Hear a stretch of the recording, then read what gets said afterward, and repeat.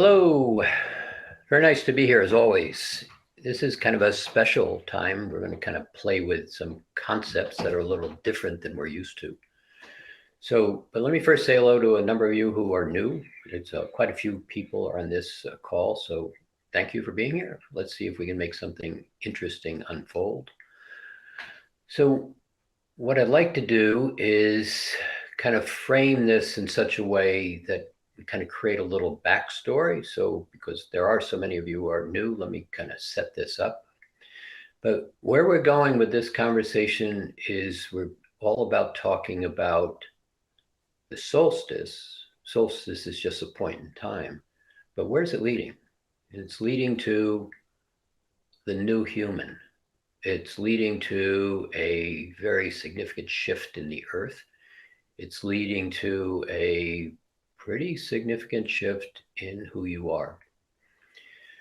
So one of the things that we're pretty clear on is this kind of the single constant in the universe. It's said quite often is change. And this change in terms of is a progression of consciousness, changing this progression of consciousness.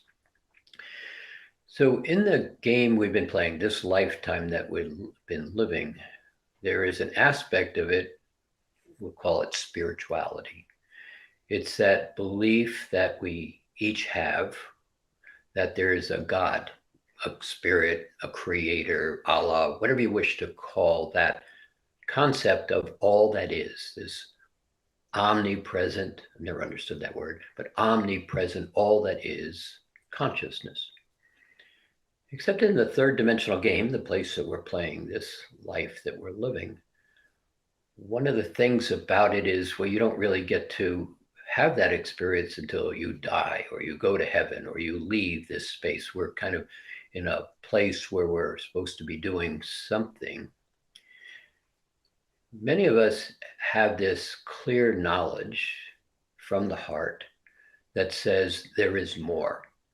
And in that pursuit of more, that understanding of more, we continue to play this game of life as we're playing it out. There's some aspects of that in this third dimensional game where we all play, that definition of spirituality is given to us by others. And it was given to them by others, and it was given to them by others, and it was given to them by others. You get the message.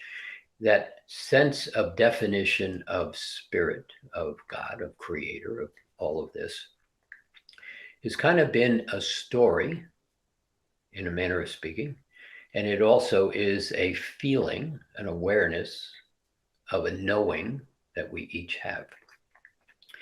But one of the things about this game that we're playing is humans have a tendency to be unconscious of being unconscious. And so there's a progression here too, a change here. We're all kind of waking up right now in this experience. And so this aspect of unconscious, of being unconscious, many people just accept stories, create a belief, turn the belief into a habit, and then progress through the day. Many of you, if you're here listening to this, there's another aspect of that to you. There's a sense of something going on. We're in a spiritual shift. We're in a transitional shift. We're in a place that we're beginning to have change happen very rapidly. And one of the things that's occurred through history is change has been slow. There hasn't been a lot of drivers to why things change. But in the last 500 years, change has begun to take a more expansive expression, begin to expand itself, begin to move a lot faster. One of the aspects of that change is always driven by technology. Technology leads cultural shift. So technology, go back 500 years, printing press. But the interesting thing about the printing press, it took 400 years for it to be kind of used universally on the planet. Then you had the steam engine. That worked really good. That took about 100 years to be built into the culture, but it dramatically changes. Every one of these technologies changes the direction of culture. You had the agricultural harvester. Well, that was pretty important, but when it really started to take off, and this was in the mid 1900s, it took about 30 years to become universal around the world. Telephone, another one, took a period of time, became universally accepted. Every one of these technologies dramatically started to shift how culture, how people, how we each began to engage with the world, change. Then you began to have the computer. The computer was actually built in 1940, began to become conscious to everybody really about 1980, and within 10 years, 20 years, computers became everything. And then it got even quicker. You basically wound up having the internet. The internet dramatically shifted everything. About 5 years it took for the internet to begin to do what it does. Now just stop and pause right here and look back at yourself in 1980. And are you different? I mean, significantly different. Look at your life before that, look at your life after that. But then you began to have more. You began to have not only the internet, you began to have the cell phone. And the cell phone significantly changed everything. And now you have a technology that's sitting in front of you called artificial intelligence. It is a game changer, massively a game changer. So you watch this change incrementally occur over time. And one of the things, it started this big, and then it was this quick, and then it was this quick, and then it was this quick. There's something called Moore's law in technology, and it basically says the evolution of the computer chip, which drives everything, doubles every 2 years. And that's been going on for quite a while. And now it's a new law coming into it. It's called Reed's law. And Reed's law is really interesting because it basically says the network, what's the consciousness, the awareness of people begin to form a network. I like that, so I want one of those.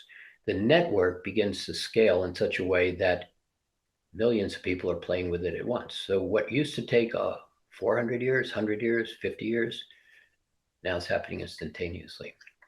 For example, in November of 2020, something called ChatGPT came onto the scene.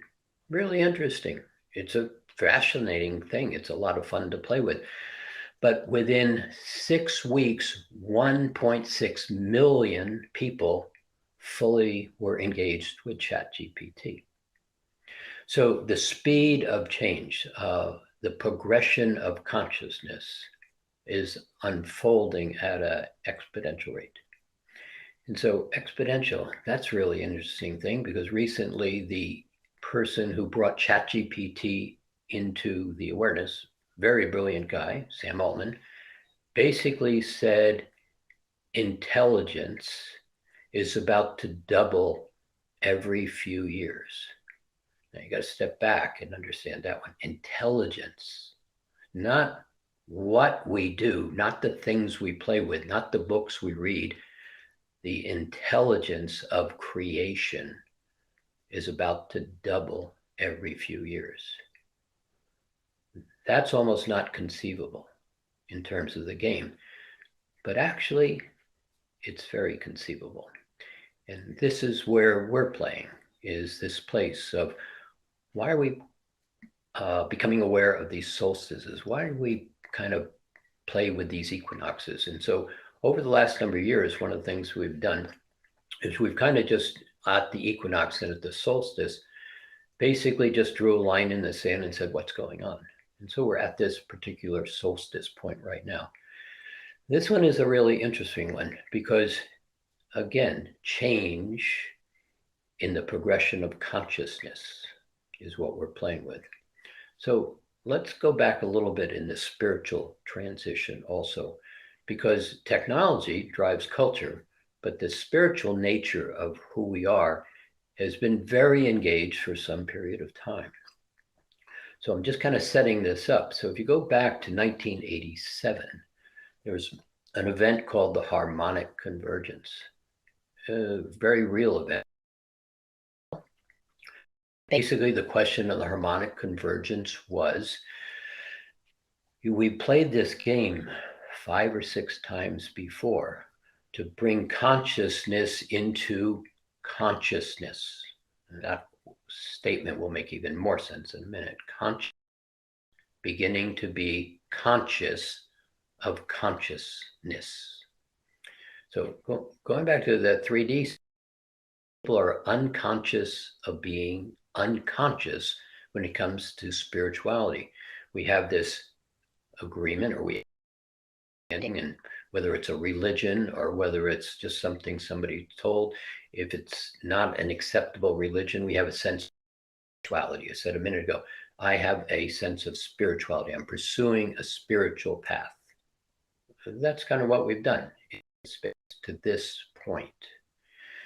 But in 1987, the question was asked of all humanity, do you want to continue this game? Do you want to see if we can take it into a space of becoming fully conscious beings within consciousness, which is the game we're playing? Or is it at such a point where we've really not satisfied the game again, and so we kind of eliminate it and start all over? Well, enough beings on the planet, and it wasn't 51% because that wasn't important, but enough beings said, let's go for it. And with that decision, tremendous things shifted. And that's an amazing story in itself. But we began to change. We began to transform. We began to bring new humans onto the planet. Oh, they were called rainbow children at the beginning. Millennials after a while. A whole new thinking, a no wiring system in humans began to present itself.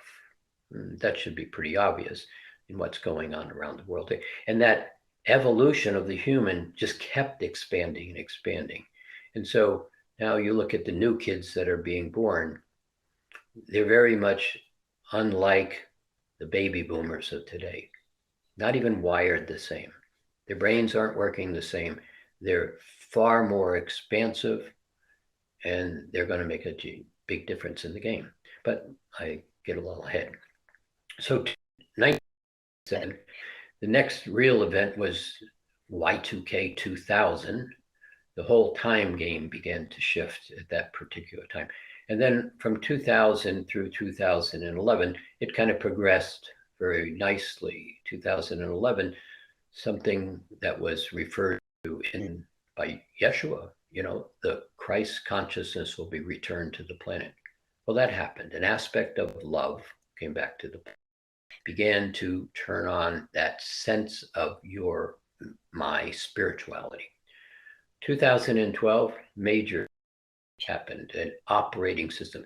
How you as a being operate in a physical space changed. It's almost the entire operating system of the computer to catch up with the changes that were required, that were coming.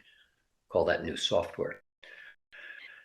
Between 2012 and it's ongoing right now, humanity began to wake up, and they were not happy waking up.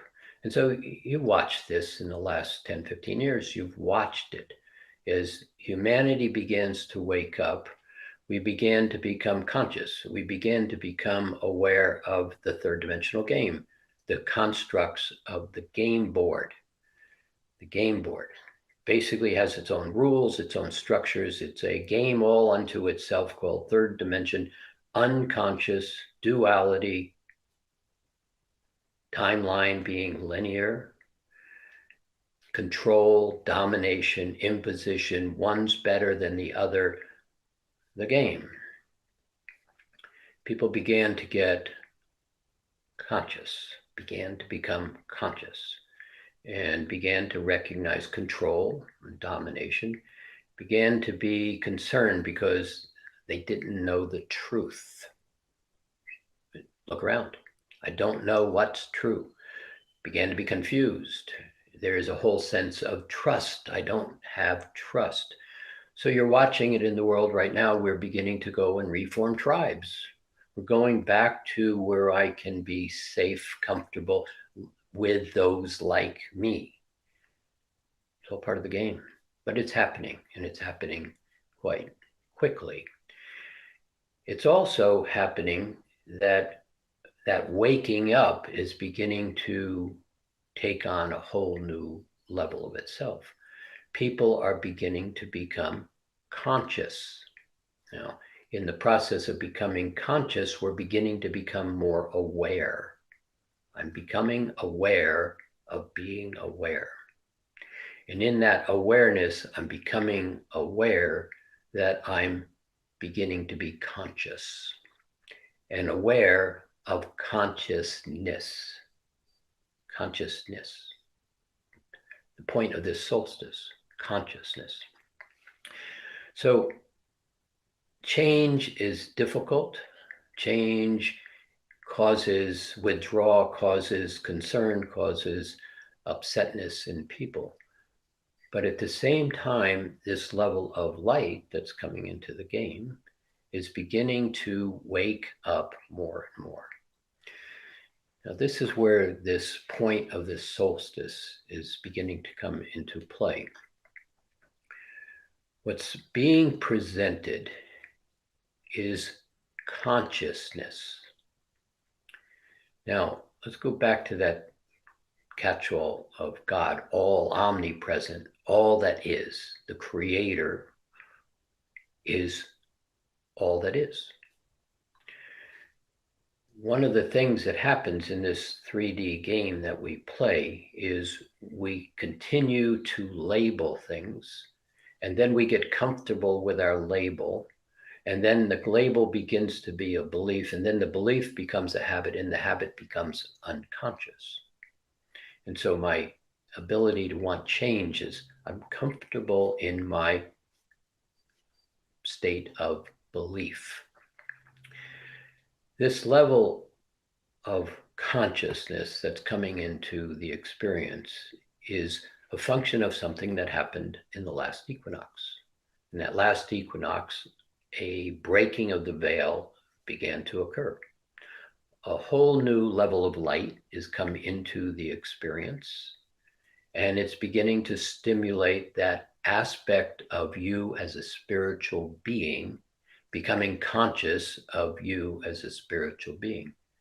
See, Descartes said back in the 1700s, you're a spiritual being having a human experience, not a human being having a spiritual experience. And that awareness of being human from a spiritual point of view, a point of view of consciousness, we are becoming conscious in consciousness. So as that light came in November, it began to bring in an expanded level of awareness. And at this point, what's now unfolding in that light is consciousness. Consciousness. What's being presented is an intelligence, a wisdom, a knowledge. Now that's pretty significant because this level of consciousness has not presented. It's simply humanity is moving into its next aspect of evolution. This intelligence, I said earlier, even in the technologies, it's beginning to be noticed that intelligence is about to explode, about to double every so often, very quickly doubling. 1, 2, 4, 8, 16, 32, 64, 128, 2. It moves very rapidly. It doesn't move exponentially, but it moves extremely rapidly. So in this consciousness, this intelligence, the process of the shift in the world into beginning to be intelligent is something that is affecting everybody. The ability to begin to recognize this level of light, we're going to call this level of light love. Now, love is very misunderstood, as we've said so many different times. This aspect of love is intelligence. It is awareness. It is a vibration of feeling that is stable, my word. It's an awareness. It's intelligent. And so as this intelligence begins to come into this experience, what's about to happen is intelligence. People are going to start to make decisions differently than they've been making decisions in the past. Is war intelligent? Is racism intelligent? Is sexism intelligent? No. So this intelligence that's starting to move into this aspect of consciousness is about to create a level of choice from a conscious, aware aspect of your spiritualness onto the planet. The timing for this is change. That shift of consciousness is just unfolding in such a way that the next evolution, consciousness, beginning to be aware of consciousness. Now, consciousness happens in layers. It happens in constructions. It's everywhere. And it simply requires you as a spiritual being to ask a question, to basically be quiet, present, aware, and simply ask a question. And the consciousness begins to present. Now, this is very interesting as it unfolds, because if you recall back, and I'm talking to most of you in Mastering Alchemy, and part of the story early on was the story of the ego. And the story of the ego is part of the higher self. But the ego, this higher self, divided itself and put the ego into the physical state. The ego was a guide. An ego was a provider of choice. It would ask you a question. You'd have to think, come up with a new answer, new direction. The ego. Ego got beat up in the game. Ego got wounded. Ego got very distorted in the game. We created the distortion. The ego has returned to the higher self. We've said that numbers of times. But right now, this whole technology, artificial intelligence in a way, stay out of the good or bad. Is it going to destroy the earth? Is it going to, that's noise. Right here, the message here is this level of artificial intelligence is a minor part of how the soul processes information. Now, technology has always led culture. We're at a point where we are at an incredibly rapid technology.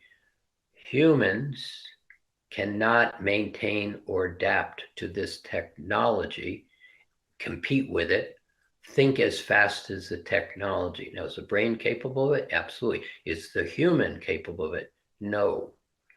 But what's in the process of unfolding is this intelligence is going to start to be perceived differently. Once you get out of the noise, once the individual identity of you playing in technology is safe and structured in such a way it's not, your identity is not stolen.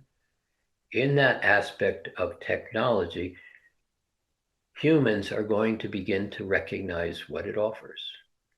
And as it offers, it's going to begin to be at a state where you ask it a question, gives you an answer, a really remarkable answer. And that answer is going to be, and that engagement with that technology is going to increase in the new human. Now, be really clear, we're not talking about chips in the brain. That will happen because people who are paralyzed all of a sudden have a chip that does what the broken part of the brain does for them. Wonderful stuff. We're not talking about control, domination, a humanity of robots. Stay away from that for a moment. Play there if you'd like, but that's not the message. So in this space where this technology and you start to engage, in this space where the technology and the Gen X's, the millennials, the Gen Z's, and the kids being born today interact in that intelligence, what's going to start to happen is the brain's going to start to change. It's going to start to turn on, and many aspects that are simply turned off. Consciousness is presenting intelligence, wisdom, knowledge. As the generations move forward over the next 3, 5, 10, 15 years, the nature of humanity in the most amazing ways are going to start to change. We'll get to the earth in a minute. Change. Very, very rapid change. Exponentially changing the nature of what you know right before your eyes. It's not going to take 400 years, 100 years, 75 years. It's right before your eyes. But the fascinating part, if you can allow this to begin to be a thought, not a truth, don't believe this story, simply a thought. What if in that intelligence, as it's being presented in technology first, the reconnection of the higher self begins to form?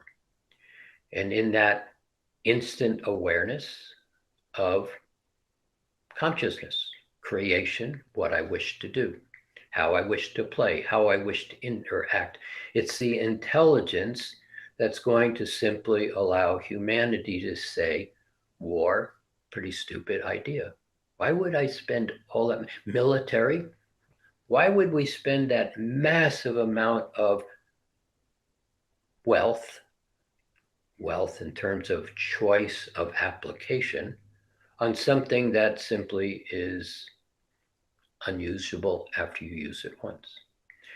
The nature of material applications, digging up the earth to find materials, it's going to change very significantly. The contamination of the earth is going to change very significantly right before your eyes in the next 10 to 20 years. So, but it's this intelligence, this wisdom, this knowledge. Now, one of the things about how do you begin to transition into this that we wish to bring to your attention, it is you beginning to take a look at your labels. One of those labels that we play in spirituality, in 3D, is the label called spirituality. I am a spiritual being seeking spirituality. Actually, that's not quite correct. You are a conscious aspect of consciousness, becoming conscious. You are part of all that is, one with Creator, as Creator, thinking as an individual expression of Creator. Now, got to step back from that. The minute you begin to recognize that omnipresence, God, is all that is, in 3D, that's an interesting concept. It's like, oh, good, yes, I'm one with. What does that mean? What does that mean? I don't know what it means, the majority will probably say. What does it mean? See, it's not possible to find that answer in the 3D box, the game that we've been playing, unconscious of being unconscious. That's about to change. For all of you, it's been changing. You've been finding your ability to get rid of in Mastering Alchemy work, get rid of the who I'm not, all of the game, the They told me this is what I was. This is all I was. This is my plight in life. This is how I'm supposed to move forward. They told me. Well, you've kind of stepped beyond that. You recognize that the answer comes to me and I don't need to go there. I can be respectful of there. I don't need to go there. You've also begun to recognize that as you start to look at these definitions of words, no, let me restate that. As you begin to build those platforms of words, sound tones, vibrations of sound, happy, capable, certain, angry, rage, resentful, those choices of the alignment of those words really dictate the experience that you have in front of you in the next moment. In this space where consciousness is presenting as intelligence, wisdom, knowledge, as that alignment begins to occur, where you recognize I am consciousness experiencing consciousness, that definition of spirituality, now hear this softly, is a limitation. It's the construct in the third dimensional game that says, this is why you're having these experiences. There's a God somewhere in the world or in somewhere. And we said, okay. I didn't believe it all. I believed some of it. I then chose to take from the limitations of my awareness and created a set of ideas for myself. I'm a spiritual being on a spiritual path pursuing spiritualism. It's too limiting. You are much bigger than that. Now, there's no good or bad. All we're really saying here is the labeling of how things work. You see, a hammer is only a hammer as long as it's labeled a hammer. It can't be a doorstop. It can't be something else. It can only be what I label it to be. But if you can begin to start to look at the labels and begin to step back from the labels, recognizing the label is very narrow to the consciousness. The label eliminates the opportunity for intelligence. So in the labeling, I have limitations, third dimension. But as you begin to look at the labels and recognize that there is an opportunity for fluidity, for mobility instead of the restriction, hence the presentation of the octave we'll get to in a minute. But as you begin to take a look at the label of spirituality, the label that I am a spiritual being. Now, we're not making it wrong, we're expanding it. If you begin to recognize I'm one with consciousness, I am becoming conscious in consciousness. What we want to tell you is about to present is intelligence, wisdom, and knowledge. And all of a sudden, that aspect of the ego and the higher self, and you begin to be aligned without limitations and labels. As you begin to sit in that space, the intelligence begins to simply be known, absorbed, becomes who you are, the intelligence of the Creator. It's this process that's beginning to present itself that is exponential. Intelligence is going to double often. Your intelligence, the ability to be intelligent and then engage with wisdom for application is going to begin to be something that is very present to play in. Now, if you begin to have intelligence and you begin to have knowledge and you began to have the wisdom of apply the knowledge intelligently, do you think how you experience yourself will change? So at this moment in the solstice, line in the sand, what's going on? This is what's going on. Different way of looking at what has been? Yes. Right or wrong? No. Right or wrong is part of that third dimensional duality. It's part of the limitations of linear time. It creates a sluggishness. It slows me down. It only allows me to know what I know or believe that's all I know. But here, when you start to recognize and use the skills and the knowledge and the tools and the information you've been so focused on in that construct of the core of Mastering Alchemy, why do you think the archangelics, the lords of light, the ascended masters presented week after week after week for a period of time knowledge, wisdom, intelligence, how to realign into that light body? That light body, that's another piece of this that's kind of interesting. As this intelligence begins to present, many are in that light body, and many have said, so what? Okay, I did this, and can't really tell that I'm significantly different. Yeah. Now, as this intelligence begins to be absorbed, that light body begins to turn on. More and more, it's going to turn on. The intelligence, the wisdom, the knowledge is not new to you. It's not unknown to you. You know it all as consciousness within consciousness. It's all there. The game of individuality, third dimension, fourth, fifth dimension, seventh dimension, a little tiny sliver, discussion for another day.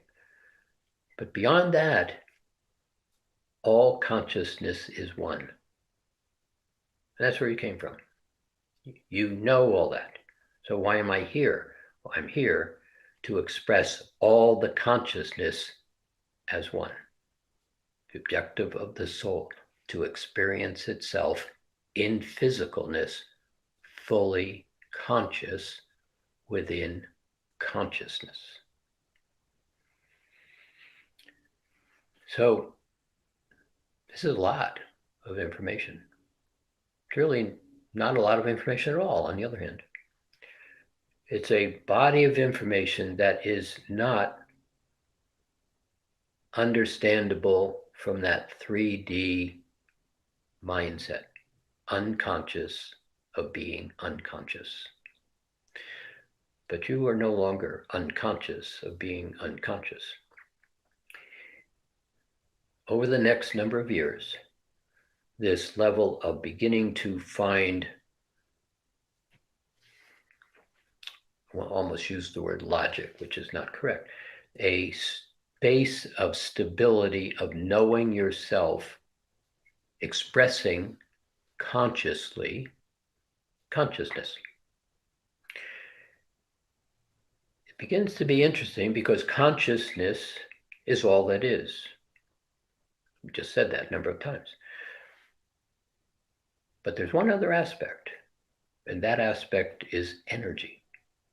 Consciousness and energy. Energy is the application of consciousness into material formation. Consciousness, how do I assemble the atoms, the molecules? How do I simply create constructs of non-physical into physicalness? Consciousness. You know all of this, but you don't know it here. You're about to. So that light body turning on all of a sudden begins to amplify consciousness. This aspect of that light body turning on and beginning to recognize some of the very fundamental pieces of information you've all received. Color codes. What are the chakras all about, really? the rays of creation. How do I use them? So for the most part, we've had a very good foundational experience. It's about to amplify. That light body is now turning on. Consciousness. The other aspect of this consciousness that's worth looking at right now is the earth. The earth is about to go through a massive change. Now, if you look at it from 3D, it's going to get climate alternatives, changes in the electromagnetic fields of the earth. The Gulf Stream may stop. The earth may reverse its direction. The core of the earth has stopped spinning. It has stopped spinning. That's the beginning of the top that spins and everything else follows the top. The core of the earth has stopped spinning. The North Pole, South Pole aren't at the North Pole, South Pole anymore. They've moved significantly. And the sun is changing, from Earth's point of view, pretty dramatically. The electromagnetism of the sun, the solar flares, the coronal mass ejections, all of that is changing. The nature of the magnetics of the earth are changing. Is it going to be a physically comfortable transition? Maybe, maybe not. And part of that answer is, how do you engage with consciousness? So there's a lot that's laying in front of us that's really pretty exciting. It's a pathway, as we've said all along. There's a segmentation. There'll be many that will argue for limitations, stay in that third dimensional mindset for some more time. They will all go back home. They'll all recognize home eventually. And there's all of you that are basically looking for well-being and beauty and grace and the smile and simply an aspect of love, happiness, joy that you get to play in. So about 2 years ago, the solstice in the summer was all about the octave, bringing forth the octave, the elevating of consciousness. The architecture of the octave, as we've said now many times, joy, ease, buoyancy, light, gravity. Gravity. It's taken a long time for you to begin to grasp, many of you. Gravity is what keeps your feet on the earth, but gravity is what keeps the electromagnetic nature of thought and emotions, feelings, held in place. Gravity. In the octave, the gravity is different. And so the ability to recognize, oh, that doesn't work, and instead of going into failure and confusion and etc., it's like, well, that didn't work. Let me try it another way. The ease, there's that word in the octave, of fluidly changing how you look at something begins to present. The octave, as we've said lots of times, is a bridge into consciousness. Now, we've been labeling consciousness, third dimension, fifth dimension. Let's just call those stratas of consciousness. They all are able to rotate, represent themselves based on your question. Present, quiet, aware in the octave begins to generate a very different response. With this intelligence, wisdom, and knowledge presenting, your ability to ask a question, pause, allow the answer to come to you. Now, it's really interesting. It's like playing with ChatGPT. You ask a question and you get the answer. It's like, oh, well, that's the answer to my question, but that's actually not the question that I wanted to ask. So you re-ask the question. You get a different answer. I didn't realize that part. Let me add that part back in. You ask the question again. Does that sound like the octave, the fluidity, the opportunity to be in ease, the opportunity to ask a question differently and get an answer without going through guilt and blame? Think about it. Begin to notice it. You are on a new moving sidewalk. You are beginning to be presented with choices to step onto another moving sidewalk, all taking you to exactly where you want to go. But the really interesting part is if you don't know where you are, it's kind of hard to figure out where you want to be. The octave. Stable, ease, joy, laughter, fun, quiet, no mistakes are possible. Oh, mistakes are possible. No failures are possible. It's like, oh, that didn't work the way I wanted. Ask again. Now, we're belaboring this in a simple way right here, because to a great extent, right here, you're hearing it. But in a little while, you're going to walk away from this energetic field that we're speaking to you in. This energetic field, very much in the octave, very fluid. It's like, okay, wow, sounds interesting. But in a little while, you're going to drop out of this field, possibly. And then you forget what was just said. No problem. How it works, perfectly okay. So over the next 4 months particularly, actually very much leading into this Mastering Alchemy conference, we're going to be repetitive in some of this information. We're going to be adding to this information, and we're basically bringing it into consciousness so that conference can basically begin to anchor it into the transitional shift that humanity is in. So here again, what's your purpose? Here's a part of that purpose. Bringing light into the earth, raising the earth back to its fully Christed 12th dimensional state, full of consciousness, holding the door open for humanity to step out of 3D into consciousness and your particular own evolution or ascension. It's all happening. It's all happening all around you. So becoming conscious in consciousness, allowing this presentation of intelligence, of wisdom, of knowledge, beginning to recognize a lot of the noise is insignificant. What do I want? There's that question again. What do I want? Now here it gets interesting because you get to play at figuring out what you want. It doesn't matter what you want. And then you're going to realize it doesn't matter what you want. I have everything that I want right here, present time, in this body, engaged with the higher self and the soul. That's what the spiritual transition is about.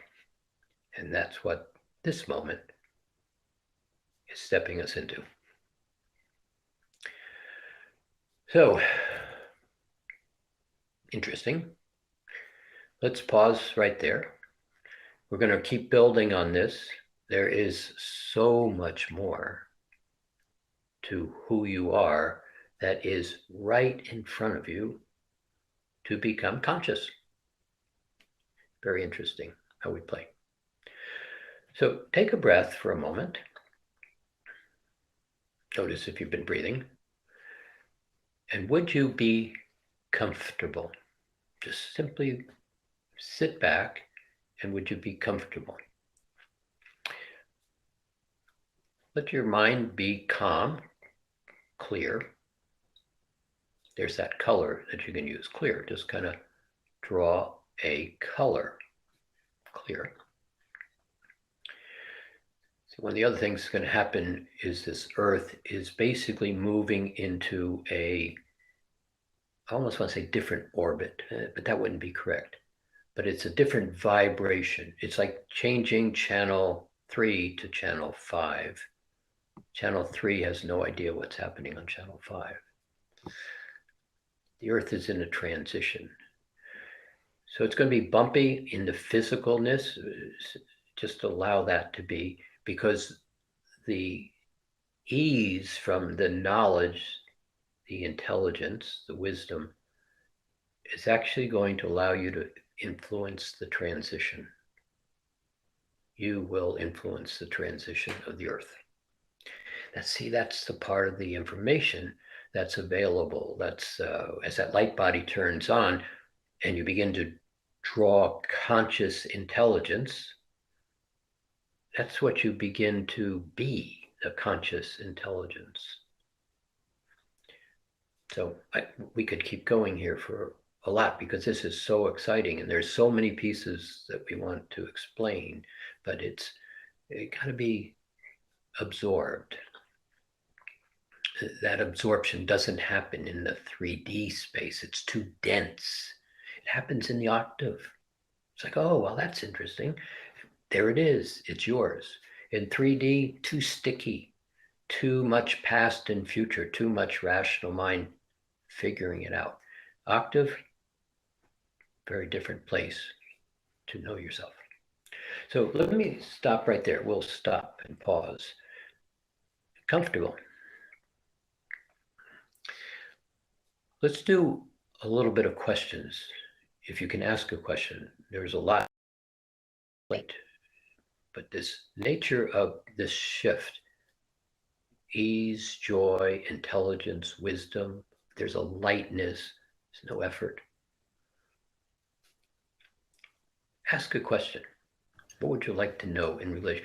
Keep it to this if you can, but other questions are fine, but keep it to this in terms of how this is unfolding, how it affects others.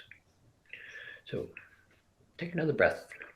I'll turn this over to Roxanne, and she'll be asking questions if you'd like. So, hello everyone. Can you hear me, Jim? Maybe you mute your mic so there's not a feedback. Ooh, that's going to be a challenge. Mute my mic. Oh, or not, whatever. No, I think we can do this.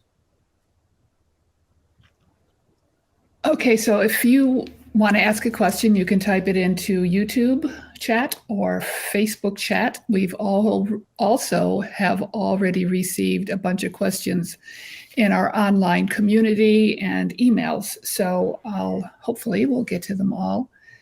Let's see, also when you ask an email, let us know if you're in one of the Mastering Alchemy classes, like Core Journey Mastery, just so that Jim knows what tools you have on your tool bench, or even if you're a first-time listener. So this first one, Jim, is from Jan, who is asking from Facebook. Could you clarify the difference between intelligence and wisdom? Oh yeah, good question. So intelligence is the process of observing, understanding, organizing, choosing. Wisdom is kind of a knowledge. I'm reluctant to say this. It's like all of the accumulated knowledge, that works, all of the accumulated knowledge that exists within consciousness of how to apply the intelligence that you are getting ready to apply. So think about it in terms of how many times have you just had a real thought and impulsively acted on the thought, but didn't pause to say, what are the consequences? Or is there any, should I hesitate? Let me look around. So wisdom basically says, pause, observe, understand before you jump off the cliff. And so the intelligence is, I can jump off the cliff and fly. The wisdom says, are you doing it in a certain vibration where that really works? Or are you doing it in a 3D, relying on some thought of your history where you used to fly all the time, but maybe it doesn't work in 3D before you jump off the cliff. See if that makes any sense. Okay, Jim, this question is from Carrie. What do you mean? Carrie is a new listener. What do you mean by home? It sounds like dying. Oh, it's not dying. So going home. So let's say 3D spirituality. What's the belief? The belief is I'm going to die, and then I go back to all that is. That's the belief. What if you didn't have to die? Now, that's a whole nother story again for another day. But home, you're really going to find as you start to play in the place that we just pointed to, this ease and joy and lightness and the aspect of happy, in the intelligence, in the knowledge. What you're going to find is you really never left home.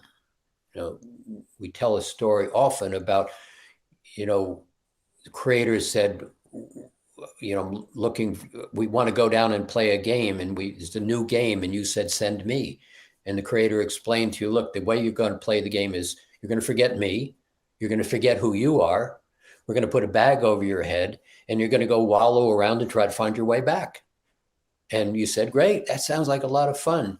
And then you jumped into the game and forgot the creator, forgot yourself, and couldn't figure out why you were there. And it was like, but home, see, you never left home. All it did was go into another room, in a manner of speaking, and play a game. You're now beginning to step out of the room. And you're going to realize, just like a dream in so many ways, you have this dream, good dream, bad dream, whatever it is, you wake up and you're really in the dream. And then all of a sudden you realize it was a dream. Or it's as if you leave your house in the morning and you go off to work. You don't think about your house and your home and your family to a great extent for the rest of the day. You're into the work. And then theoretically 5 o'clock comes, you go, I'm going to go home. So in a lot of ways, you never have left home. You just don't have the awareness of it. And that's the awareness that's coming back into your awareness.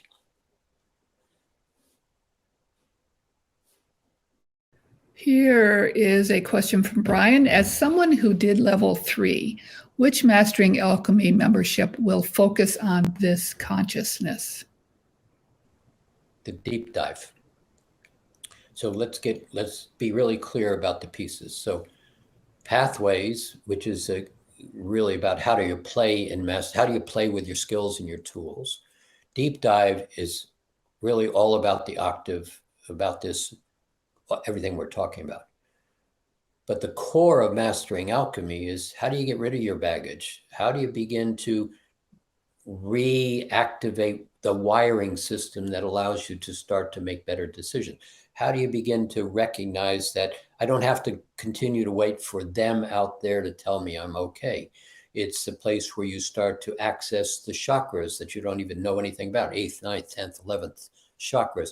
How do you begin to take all of those psychic abilities, spiritual abilities that you have that seem disconnected, and turn that one aspect of the Eye of Horus on in the brain and in the chakra system to begin to utilize it?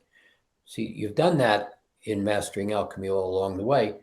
Now, this intelligence, this wisdom begins to allow that functionality of those aspects of you to turn on, to begin to be acceptable, begin to play in the octave using your psychic spiritual abilities, let's call them, of which you've got about 22, that they're there, they're on all the time. We actually use them, but we don't have any consciousness about the applications. So we just wander through our third dimensional day. Jim, this question is from Aaron on YouTube. What will we experience with the light body turned on? How will we know it's happening? How do you know anything? So in a way, that's a rational mind question that says, before I jump off this cliff and fly, now tell me that I'm not going to crash and everything's going to be okay and there's no possibilities of error. So when I say rational mind question, that's kind of what I'm referring to. how do you know anything? So in the course of creating the octave, we basically kind of, or well, through Mastering Alchemy, we've done a whole lot of journeys, or park bench, even better. Went for a walk along the creek, nice day, bunny rabbits over there, flowers are coming out. What did you get after the walk? What did you learn? Well, nothing was said, but do you have a sense of knowledge and awareness? You saw a new plant that you had never seen before, a different color you'd never seen before. Have you played with the color clear, for example? No clue that clear is a color until it was said clear is a color. Then if you begin to play with it as a color, as an application, it has impact. But have you played with clear? So there's nothing wrong with rational mind questions, please understand. But recognize a lot of times you have to go for the walk along the creek to find the new flower. You can't read it in a book, and you can't understand it when somebody says there's a new flower on that path if you go walk there. And it's clear. And it's like, what's clear? In this space, you're going to see new colors, a lot of new colors. For example, well, what do they look like, you might say? How do you define something where there's no words for it and you've never seen it before? But once you see it and you say, well, that's an X color, it's like, okay, I got it. And you'll call it X from that point on forever. Knowledge, it's absorbed, it's not necessarily taught. Jim, here's one from Eileen, also in YouTube. Is there opposition to moving into consciousness? Or I would rephrase this as, what would that opposition be that keeps us from moving into consciousness? You are what keeps you from moving into consciousness. Now, that's not a good or a bad thing. It's, I believe I can't fly. So do you ever try? I believe that this won't work. My belief is this. This is the truth. They told me. So do you have a whole lot of beliefs and habits and constructs that basically say, this is the truth? Labels. And so as long as you hold those labels, particularly in that arrangement of this is the truth, that's a pretty tight electromagnetic field that keeps things pretty rigid. So the opportunity to move into other choices or something that is more fluid, where you can say, well, what about this? It's possible. Let me try that out. Oh, it works. It doesn't work. But when you have the truth or the belief that's rigid, it's really hard to move off that. And when you label it as this is what's true, that's a label that's kind of difficult to move away from. Jim, this one is from Lily, also on YouTube. Can we decode old family patterns and not be influenced by them anymore? Absolutely. Now, you said the words really correctly that most people don't call. It's a coding. So we talked about this the other day in Deep Dive. So what are codes? So let's put them into the simplicity of language. You have letters. They have a sound tone of A, E, I, O, U, B, T, M, W. Then we run them together and we call them a word, cat. C-A-T, cat. And then we take the cat and we run it together with other words, see the cat jump. And then we've got a sentence. So now we're in communication. But it's that code. It's all codes. So the DNA has codes. One of the things, just for some people, when you build that light body, there's 7 new layers of codes that get installed into the DNA. The interesting part of that is none of them are in the physical body. They're in the etheric body, the mental emotional body, and the causal body. Codes. So to the question specifically, there's a string of codes. My mother said, do I have to worry about running into the cave so the bear doesn't get me anymore? You have all those codes of history in your system. Can they be removed? Absolutely. Is it hard? Not at all. Do you believe that? No. Okay, then it's hard. So when you get down to the place, and we'll play with this in the conference as one of the pieces of healing without healing segment, is how do you simply recognize taking those codes out? Now, if you try to do it in a third dimensional manner, I really hate my mother and my grandmother and her grandmother. Good luck with that. Third dimension, very dense, sluggish, sticky.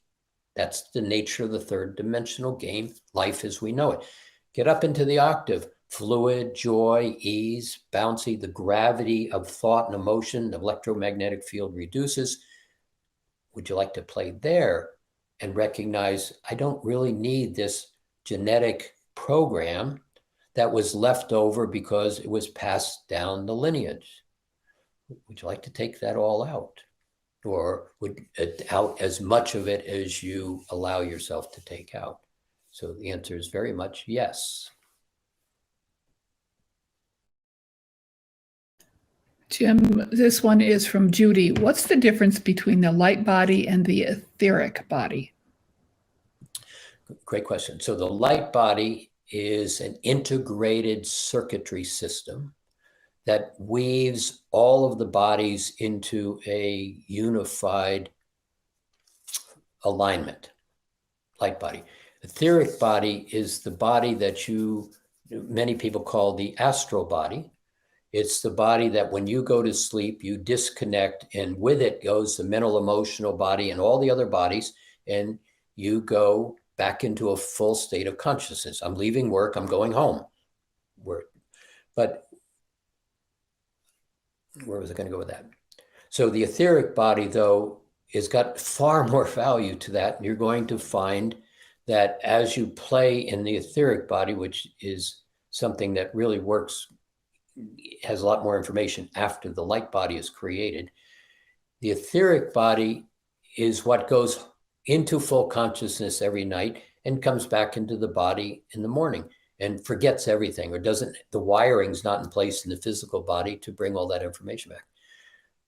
But there's a point where you're going to start to switch your attention from in the physical space to in the etheric space. You're going to start to begin to think more from the etheric space and function from the etheric space in the physical space. Now, if the etheric body is what goes home every night and comes back, it's got all that information, whereas physical body just goes to sleep and then isn't wired for holding the information.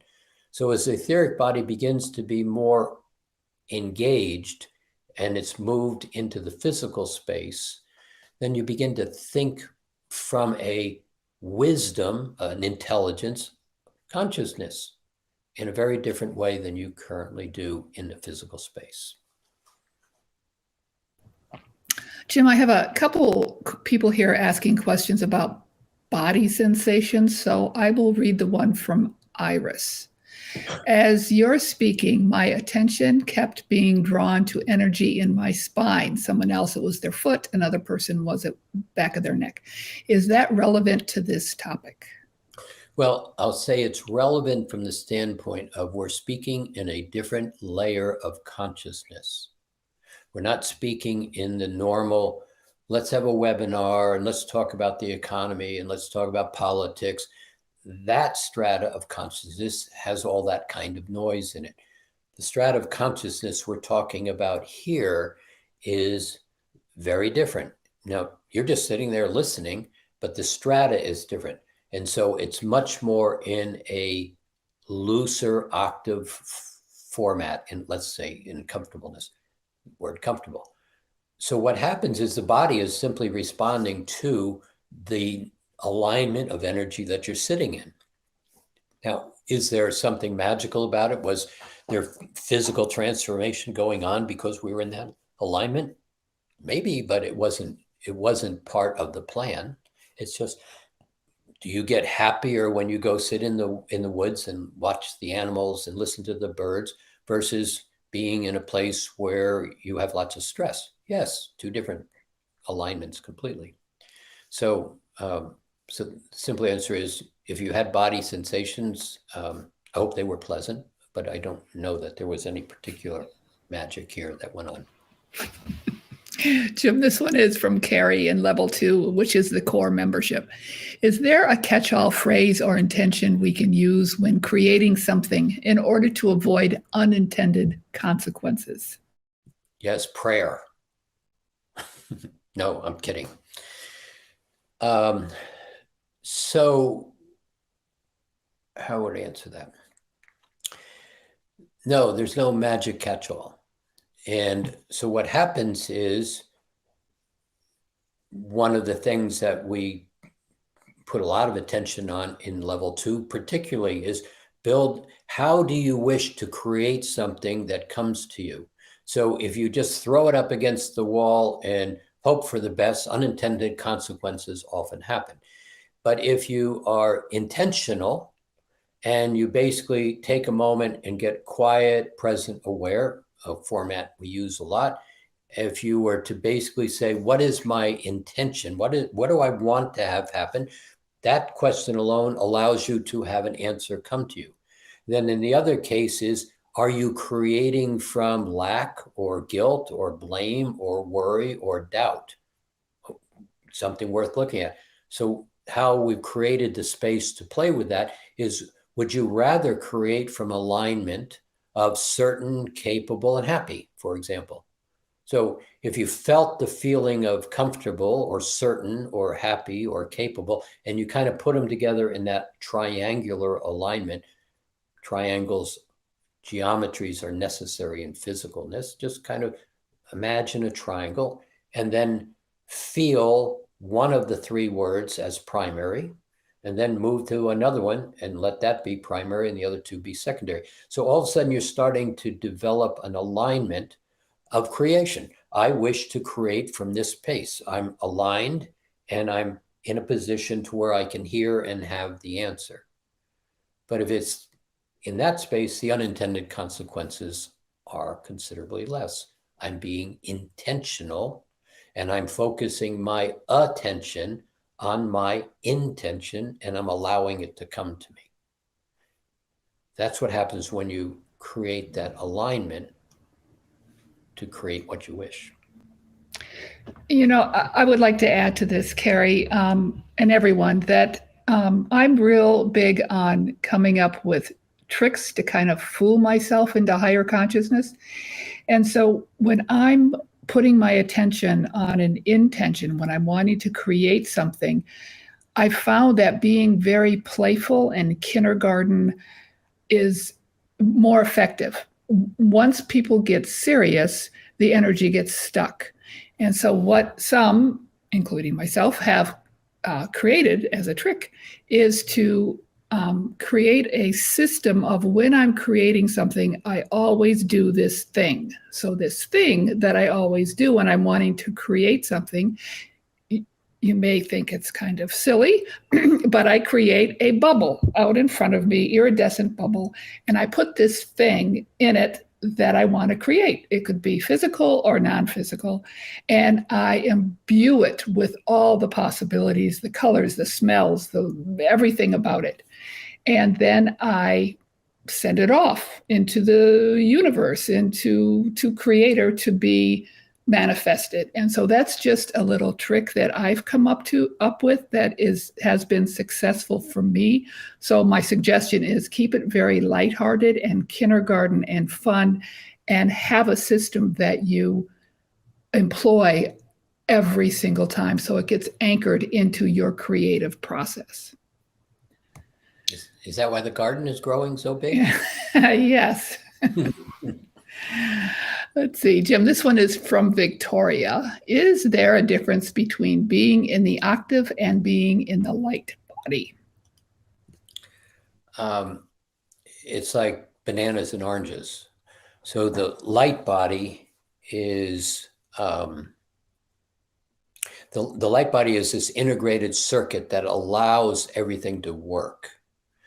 The octave is a field of consciousness that makes creating something much easier. So can you be in the light body and not be in the octave? Yes. Can you be in the octave and not be in light body? Yes. But when you're in that light body space and playing in the octave, kind of it's a one and, two and two is exponential. It begins to be much bigger than just the sum of the parts.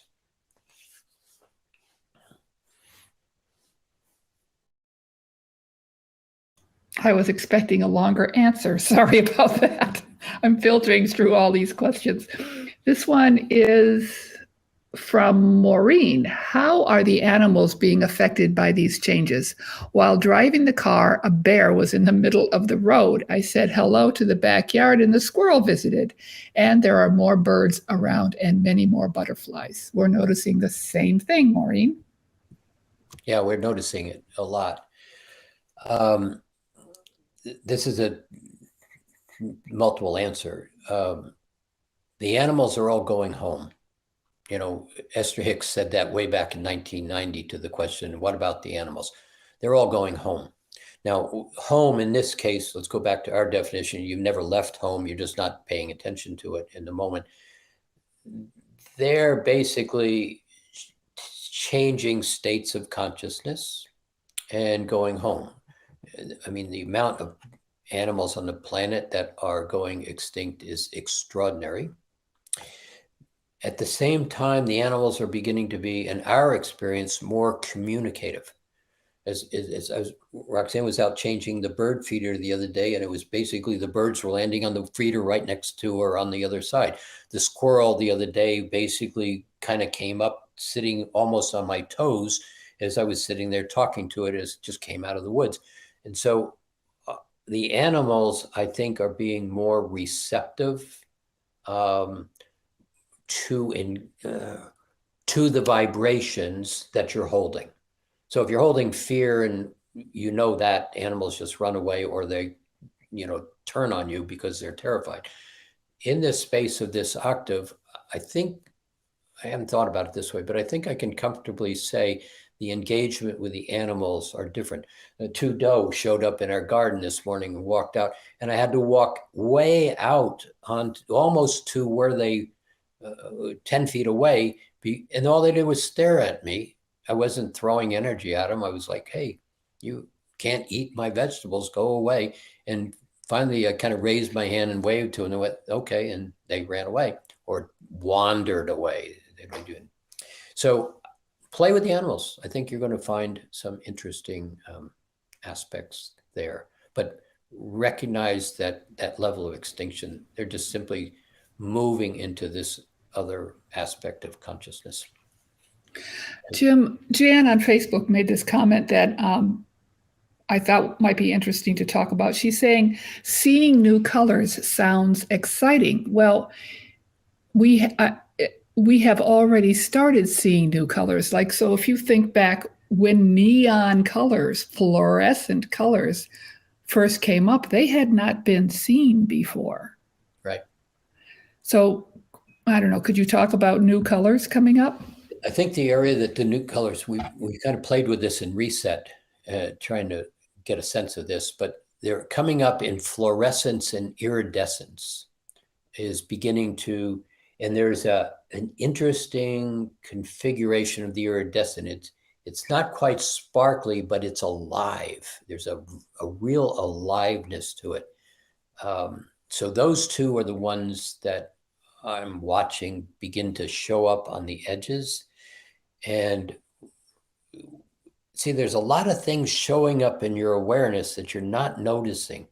I use this example often. It's like all the pixels on the computer screen, all of a sudden over in a corner, it goes from a bright blue to a light blue in one of the pixels or 100 of the pixels, but you don't really notice it. And it's very much, I use this example all the time. You miss the entire day. You get 9 o'clock and 10 o'clock and 11 o'clock. Did you notice? And humans don't notice. So, but the colors and other things are starting to appear, and you're just absorbing them. You're simply beginning to engage with them. Now, there's something that happens a lot of times in Mastering Alchemy is you don't learn something or you're not taught something It just begins to be remembered. And when something's remembered, when the wiring reconnects, you don't remember that you ever did not remember. It's, I don't remember, I don't remember, I don't remember. The energy, the wires connect, and it's like, oh yeah, I got it. Sometimes the wires disconnect, and it's like, oh wait, would you say that again? And the wire goes back together. It's like, oh, okay, I got it. And at that moment, you do not believe that you ever didn't know that. I've always known that. So this space where these new colors and new energies, new knowledge is coming in, you know it all. You're just beginning to allow it to be present in your awareness. Jim, here's one from Ashley. As we align with the octave, is there such a thing as group agreements to clear, like former group agreements? I feel I'm on the moving sidewalk, but have past relationships pulling or yearning me back. Group agreements.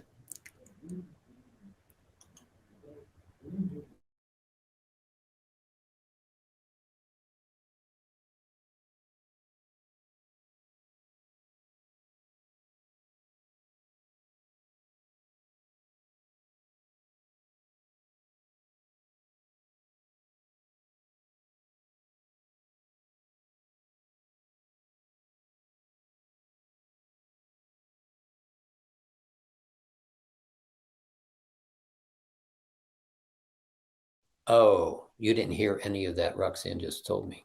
It was really brilliant too. You were muted, so do you want me to repeat the question? No, I got the question. Okay. I was on a roll. So group agreements. So I say to you, let's all look over there at the wall at that picture. Everybody looks at the wall. We just entered a group agreement. We all did something together based on an instruction. So these group agreements, the ones that we're really beginning to pay more attention to, or have been all along in Mastering Alchemy, is the game board of the third dimension. Now, we've said it has rules and structures. It's subjected to the rules and structures: linear time, duality, separation, control, conditionality. That's all the game rules of the third dimension. But there's a lot of aspects of this is how you need to do things that everybody has agreed to, that becomes kind of a rule. It's like you don't cross the yellow line on the road. Everybody agrees, or at least most everybody, and that's a pretty good rule to play in the third dimension.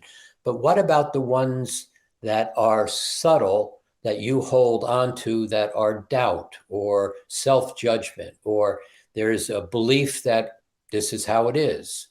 So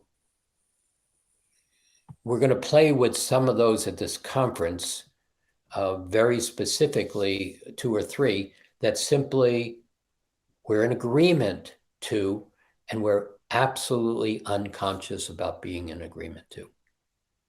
We just go along about our day doing the same thing.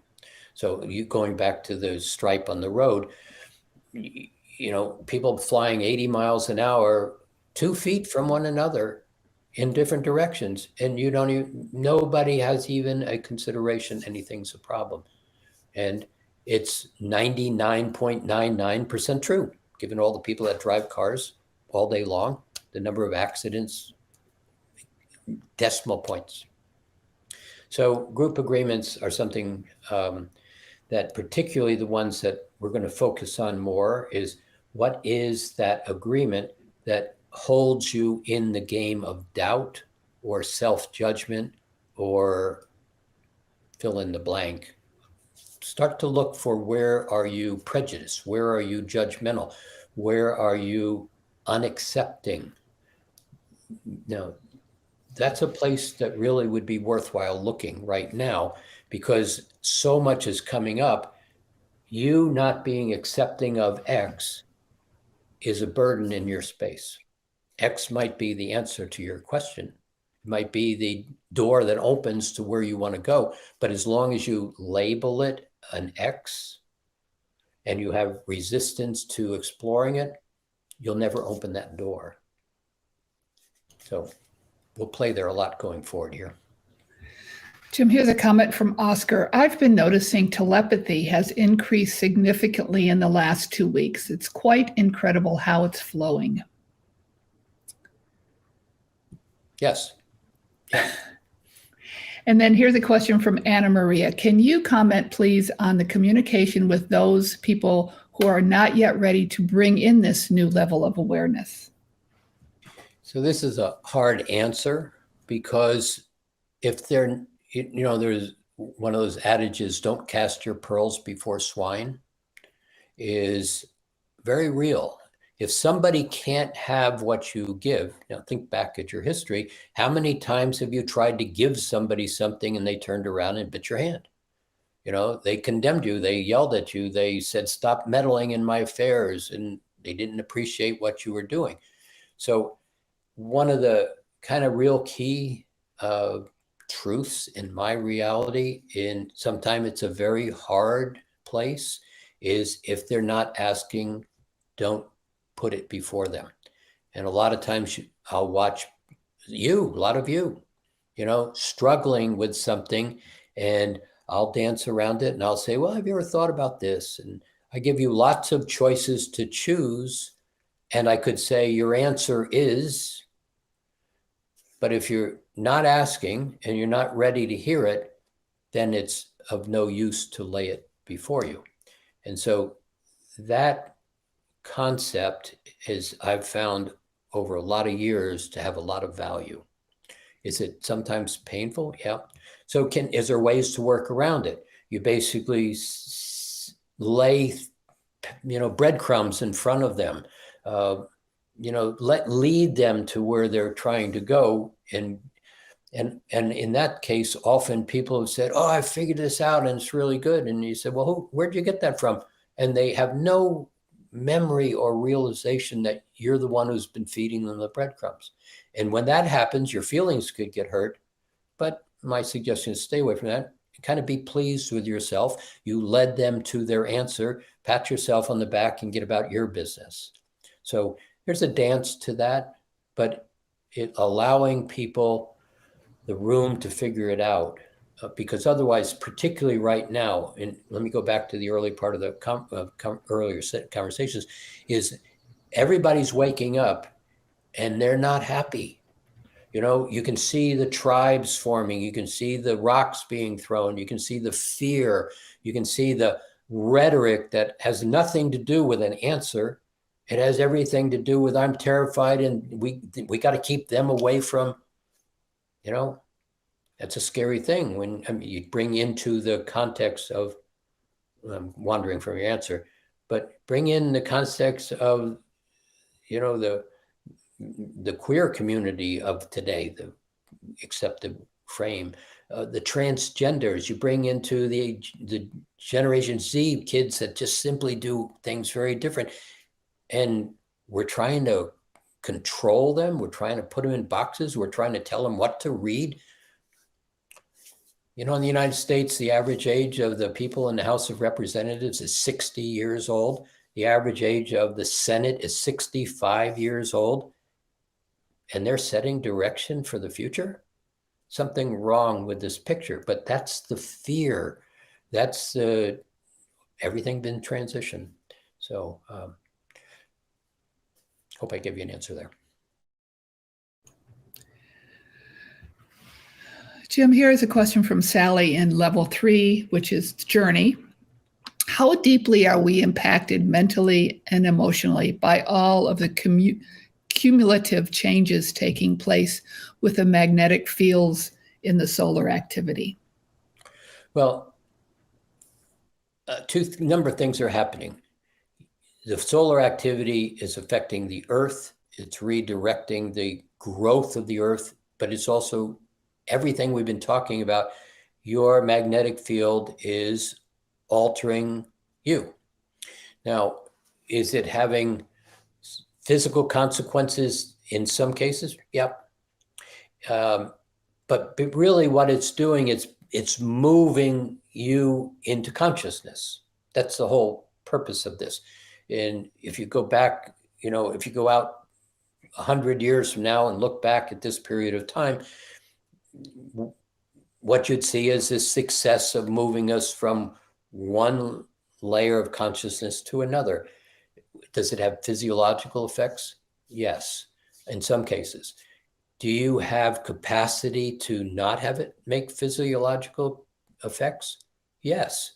So a lot of you have learned a tool over and over, whether you've heard it or not is up to you to decide. But how many times have you played in exercises where it's like, take that breath into the center of the sphere and then exhale it out and back and forth. And then with the next exhale, create a pressure, an internal pressure that is greater than the external pressure, like a balloon all of a sudden, and you begin to establish a dynamic state of energy in and around your space. What have you done with it? Have you remembered it? Have you played with it? I could say it a couple of, if you begin to allow that to be, I'm going to use a simple word, reflective, magnetically repulsive. Those of you who know about the third ray, the magnetics, the electromagnetics, the adhesion, the stickiness. There's those aspects, you've heard them as subfrequencies, but you know how magnets work. What happens if you turn two south poles facing one another? They begin to repel magnetically. So have you had any thought about changing the magnetic exterior of that bubble to become reflective? Might play there, see what happens, so that it's not being drawn into the body. It's just like the Earth's magnetic field. It's a giant bubble. It's skewed because of the force of the solar winds. But basically it hits the bubble and bounces off. There's a magnetic repulsion that sits there where the solar winds hits the boundary of the Earth's magnetic fields. See what happens. Jim, this one is from Chris, who's a graduate. Opportunities seem to keep presenting themselves in unexpected ways. Is that how the flow of the octave is presenting itself? Exactly. See, we've talked about the use of that fourth ray. That fourth ray in 3D basically puts things together or allows you to take them apart. But there's a density, there's a stickiness, there's all of that energy in the third dimension. You get into the octave, you're not in the third dimension. And so the fourth ray begins to allow things to be much more fluid. In the process of that, the ability to attract to you what you intend begins to be pretty comfortable. And so many of you are saying, gee, I'm not even efforting and this is happening and that's happening. So based on the minimum level of responses from a lot of you that are playing in that octaves, well, a lot of you, I don't get enough communication from you for a lot of reasons, but the communication has changed. And those of you who are responding more and more, it's like, wow, I'm having this success and this is working, and that's working. And wow, I didn't even realize I'd asked for this and it came to me. So I'm getting really clear that this is having an impact. So I suggest you play in that octave as often as possible. Okay, let's see, Jim. There's a lot of good questions here. I'm filtering through as fast as I can. Here's a comment from VR. Is part of this awakening consciousness realizing that everything I thought I wanted was put there by upbringing and society? Well, maybe, and maybe not. A step back, there's some things that all of a sudden show up, and you realize, well, I've been asking for beauty in my life, and something that is really beautiful shows up over here, but it wasn't really in the category of beauty that you were asking for, and nonetheless, it's quite beautiful. And so if you recognize, oh, wow, I'm getting beauty in a different color, in a different shape, in a different format than what I thought I wanted or what I've been asking for, I may still want what I'm asking for, but can I take a moment and go, wow, I got a gift here. This is really interesting. So allow things around you to come to you, but not everything in your space is somebody else's fault type of thing. It's the upbringing allows you to choose. And in that upbringing, on that game board, you've chosen an awful lot of things.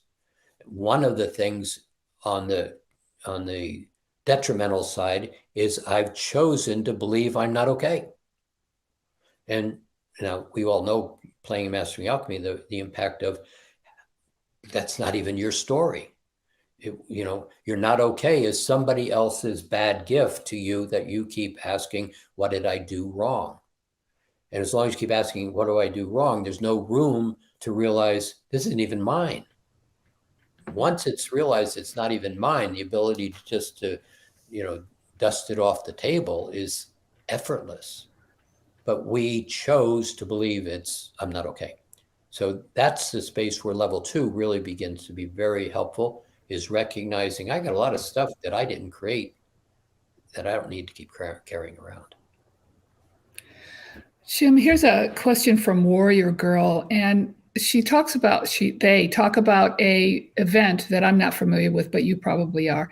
And so they're wondering, what are your thoughts on a portal that was opened up when the central sun lined up with our sun and Earth? And this happened on the 20th, and it happens every 26,000 years, they say. A bunch of pictures were taken from around the world of the two suns. And their question is, will it be open forever or a short period of time? And how can we maximize the light energy from it? Got it. So there's something called the progression of the equinoxes. And that's the Earth 26,000 year cycle around the sun, the center sun. I'm not paying attention to whether that happened or not. It would make a lot of sense that happened, because we're moving into everything that we've just gotten done talking about, this whole level of intelligence and wisdom and consciousness starting to present itself. This is not a small event, what we're describing to you. This is a massive shift of consciousness. It's a shift out of the third dimension in a very accelerated way. My point with the technology story is things have taken 400 years, 100 years, 75 years. This is taking a blink of the eye. And so the level of becoming aware that it's that moment where you say, oh, okay, I'm done with work, I'm going to go home. And you just turned your head to home and away from work. It's that moment. So this event you're talking about would be of the category of that moment. You just simply leave behind what you just got done with. So I don't know. I can't speak to that because I haven't been paying attention to it, but there's an awful lot of energy that has been shifting of late that would make sense that this is very real. Jim, here's a question from Rondi, one of our Mastery members. How can we best hold the door open for others? Like yourself. Simply that's it. Like yourself. And I've said it over and over. As this energy begins to be more and more available and you begin to hold that level of light, love, alignment, consciousness, and you sit in a room, people will just put down their guns. They'll say, yeah, this doesn't make any sense. And they'll put down their gun. Now, and they literally at that point, they will virtually forget. I mean, it's not like, oh, what am I doing here? It's just simply that alignment of hate and anger and all the things that all of a sudden they'll just simply start to think, gosh, this doesn't make sense. And it doesn't feel good. They begin to forget. And you get up and walk out of the room. That's it. All you have to do is be you. Be the nature of love that you are and radiate that light. I like me. How many times has session started or finished with simply, I like me? Find I like me and savor it, enjoy it, be one with it, walk around with it, go for a walk for no reason and just talk to the flowers as you're walking, laugh at yourself. There you are, you've found you. Jim, here's a question from Jenny. How do we get into the octave to play? I have a feeling Jenny hasn't taken MA classes. Well, see, it really happens on Thursday at 3:00. You have to start by putting your left finger in your, happy, be happy. Now, it's not complicated. It's just simply, whether you've taken classes or you're level 2, the answer is really a simple answer. The challenge with the answer is, I don't like me, often is more prominent in people's reality, the 3D people, not Mastering Alchemy people. The purpose of Mastering Alchemy is this issue exactly. But in your 3D world, we walk around with a whole lot of other people's opinions. You're not smart, you're not attractive, you're not going to succeed. Nobody really likes you anyway. Well, however those messages have been conveyed, we each walk around in a place that is kind of one down. We're walking around with doubt and uncertainty and not sure. And so the whole purpose of Mastering Alchemy is, what if you could move into certain and capable and happy, being simple? That feels a whole lot better. Well, but my mother won't let me. Okay, well, how important is your life to you and holding on to your mother? Well, my mother died 20 years ago. Well, how important is it that you run your life based on your mother died and what she said when she was alive? Now, that might sound silly in a way, but I can't tell you how many people have lived that pattern and lived that pattern. So how do you get out of that? How do you let go of that and recognize it's not even mine? And then say, what do you want? Step into the octave begins to be a comfortable experience once you start recognizing that it's joy and laughter and it's light and it's easy. And gee, this is a great day. I'm happy today. There you are in the octave. Jim, I just realized that we are way over time. So do you want to keep going? I'm happy to keep going if there's more questions. Okay. So this one is from McGuire, who's in level 5, which is Journey membership. How will our purpose play out when we have to simultaneously work to maintain a living and our evolution across the many layers? Yeah, so this is going to be a new answer. Be happy.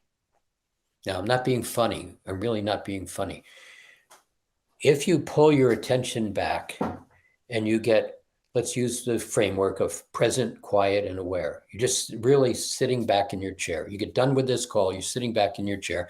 You are really present sitting in your chair. I'm right here. And you take a breath and you're comfortable. And you simply get to the place where you start to say, and you might amplify it. You've got the capacity to basically start feeling certain and pleased with yourself. Just kind of build that framework around you that feels good. I like me. I'm good. I'm okay. In that space, can you do that at your job? Yes. Can you sit in the office when somebody in a meeting and everybody's upset? Can you simply be right here observing the meeting without being in the meeting of the noise, at the same time paying attention? Quite often what happens is in that space, you're listening to all the arguments and the pushing against. And if you're just really listening, the opportunity presents itself where you say, well, what if we did this? All of a sudden, everybody's first answer is, no, we couldn't do that. Well, yeah, I know, I heard you, but if it was possible, how would it be possible? What if we did this, you say? And the noise slows down. And then somebody says, well, wait, that's not a bad idea. And all of a sudden, your ability to alter and influence a direction, whether it's a relationship, a meeting, your life. What if you could approach it from a different place, but you are very present, happy, actually looking for the opportunity? You never leave the octave. There's no reason to leave that space. What we do is we say, well, it was really good when we were meditating and deep dive the other night, but I have to go to work. Take the octave, go in the octave, begin to build your office as the octave. What happens is, as you really give that a try, what most people go is, yeah, that's a great idea, gone. Simply gone. Never stuck. I heard it, 3D, I just lost it. But if you make a decision, I'm going to try this out. I take you back to level 2. The direction was try to be a 1 word a day. You're going to fall out of it. When you fall out of it, be the word again. See, these repetitive patterns of allowing yourself to be in well-being and liking yourself is something the 3D game board doesn't accommodate. It doesn't encourage that. It doesn't even make room for that. So if you can start to create that little bubble, like Roxanne was talking about, or in the case of being the sphere of light all around you and being in the center of the bubble and having it be in the center of the octave, your opportunities begin to expand significantly. With this wealth of information, the intelligence, the wisdom coming into the game, there's an ease that's going to be in there to make that holding on to well-being much more comfortable. But it's a choice. It's really you, I'm talking every you, have to make a decision. I'm going to be what I want to be, and then be it. Not complicated. Well, and what you're talking about too, Jim, is this false belief that a lot of us have that I have a spiritual life, which is separate from my physical walking around life. And it's really one and the same. It would be real easy to become a monk on the mountain or go live in a cave, but that's not why we're here. We're here to make a difference. We're here to walk our talk and show people what's possible. Yeah, thank you. Absolutely. Yeah. Yeah. And this new energy, this new consciousness, not new, it's just from becoming available, allows that to happen so much more smoothly. And the interesting part of it is what's going to happen is you start doing it and you're going to forget the old pattern much faster than even in the past. So you're just going to begin to be you in this space that's coming up. I can say it 100 times, but I guarantee the wiring's not in place. And many of you will walk away from this going, well, that was interesting. And if I called you 20 minutes from now, you'd say, well, I don't really remember all the things you said. Perfect. Nothing wrong with that. Wiring is not connecting as yet. Jim, this one is from Forzaki. How do we help our kids trying to understand the world they plan, especially when they struggle, referring more to early teens, becoming more part of the adult world? So how do we use these tools or help our kids have a good life? Well, they are not like you to start with. They are wired different than you or me. And the bigger age gap in that space, the bigger miswiring going on. So in a lot of ways, and I've said this about parenting all along, parenting to a great extent is like trying to manage an aircraft carrier. It just doesn't turn when you want it to turn. So all along the way, you're just kind of really nudging it here and nudging it there, but you're not directing it, you're allowing it to direct itself. And so these kids think different, they function different, their sense of awareness is different, their emotions are different. And so rather than trying to make them fit into a box like you're watching politicians try to do in different states, you basically say, all right, and I've had parents literally do this, say, look, my job is to help you be successful and have a wonderful life. Let's figure this out together so I can help you, from my point of view, have that experience. The next question is most important. Would you be in agreement with that? Is that something we can have an agreement on? And if the answer is yes, genuinely, then recognize you just created an agreement to guide that child into its success. And so, but if you're carrying your pictures of, whatever your mother, father thought and the generations behind them about what parenting is, you got some internal conflict. So again, there's a whole set of why Mastering Alchemy tools begin to be valuable to clear out your baggage. But kids are different. And so you really want to get into alignment with them, allowing them somehow to begin to talk to you. What just happened? Why did they say that? Type of thing, conversations. It's not easy. It's never been easy, but right now it's even a little bit more challenging because of the nature of the gap that's beginning to be created between generations. Jim Diane on Facebook just commented, many of my teen students are, capital letters, very awake and aware. So just be patient. Yeah. And there's another part of that too. You want to be aware that you are not as smart as them. Now, that's not an insult in any way. You simply, these kids have capacity to understand and process differently.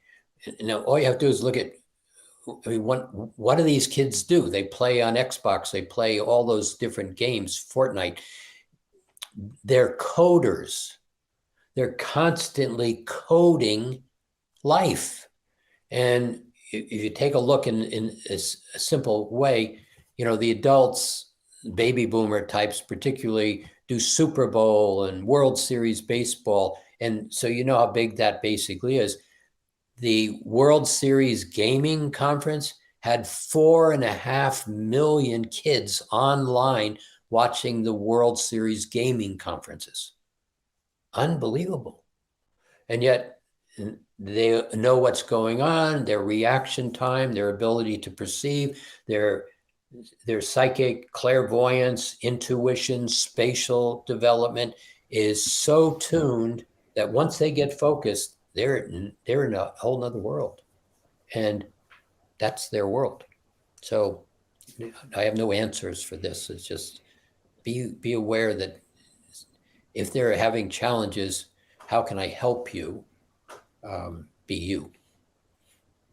Jim, let's let this last one be our last question. This is from Frankie. I'm in your core class, which is level 2, and I'm noticing my brain working differently than a year ago. It's like I'm thinking from a new spot in my brain. My observations and answers are different. Does this make sense?